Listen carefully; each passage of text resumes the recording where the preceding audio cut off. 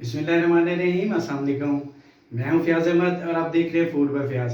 आज मैं मज़े की रेसिपी बनाने जा रहा हूं जिसका नाम है कद्दू गोश्त। तो चलिए शुरू करते हैं आज की हमारी रेसिपी कद्दू गोश्त के लिए। यहाँ पे मैंने लिए 4 अदद फ्रेश कद्दू।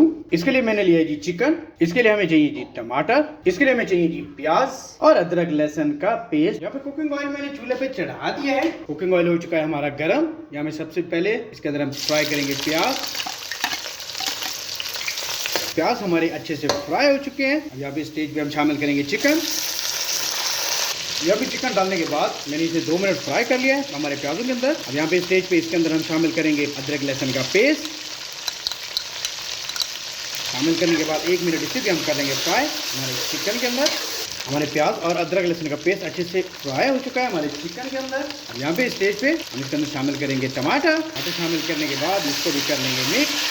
टमाटर भी हमारे अच्छी तरह इसके अंदर हो चुके हैं मिक्स। अब यहाँ पे स्टेज पे इसके अंदर हम शामिल करेंगे नमक, लाल मिर्च, गरम मसाला पाउडर ½ टी स्पून ले रहा हूँ, हल्दी पाउडर ½ टी स्पून, खुश्क धनिया पाउडर थोड़ा सा डालना है हमने। इसके बाद इसको हम कर लेंगे मिक्स। 1 से 2 सेकंड हमने इसको मिक्स करना है हमारे तमाम मसाला जात को। और साथ ही हमने पानी शामिल कर देना है, थोड़ा सा पानी शामिल करना है ताकि हमारे जो मसाले हैं वो इसके अंदर जले नहीं, उनका टेस्ट बरकरार रहे।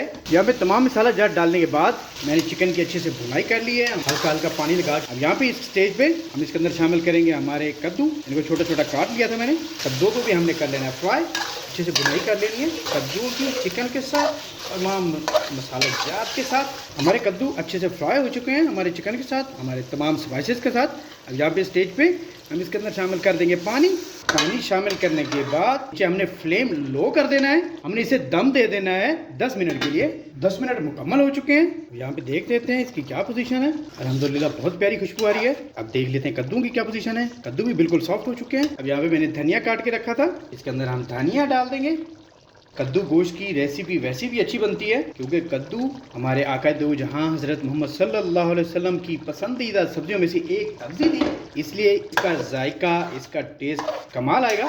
आज की हमारी रेसिपी कद्दू गोश्त की हो चुकी है तैयार। मैं आपको डिश आउट करके दिखाता हूँ। अल्हम्दुलिल्लाह जी, आज की हमारी रेसिपी कद्दू गोश्त तैयार हो चुकी है। उम्मीद करता हूँ आपको बहुत अच्छी लगी होगी। इसको आप घर पे ज़रूर ट्राई कीजिएगा, बनाना बहुत ही आसान है।